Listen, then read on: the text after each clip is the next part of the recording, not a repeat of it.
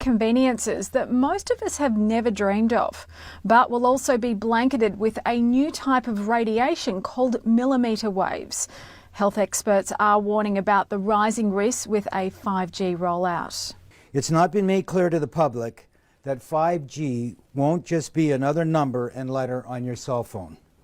It requires an entirely new infrastructure of thousands of small cellular antennas to be erected throughout cities where it's going to be installed. What would 5G infrastructure look like? Small cell antennas could be placed as close as every third hydro pole.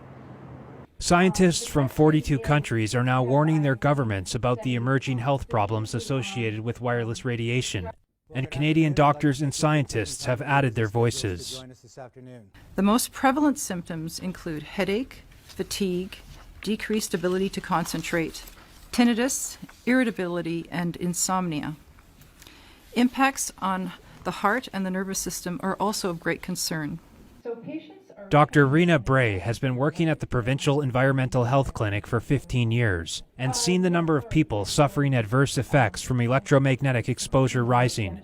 We are concerned that the upcoming introduction of 5G will significantly increase the proximity and extent of exposure to microwave radiation in Ontarians.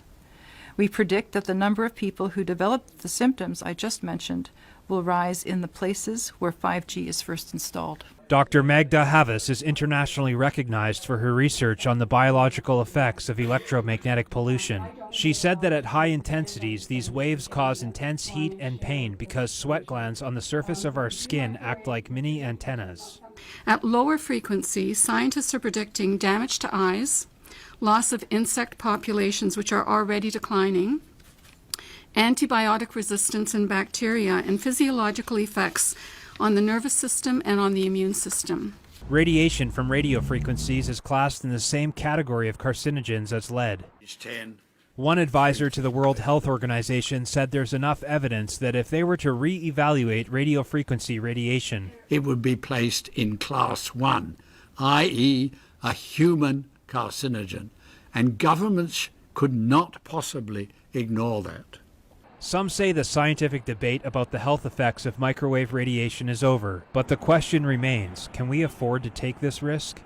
Medical doctors are requesting delayed deployment until testing can be conducted on the long-term biological effects of 5G technology. Next up, local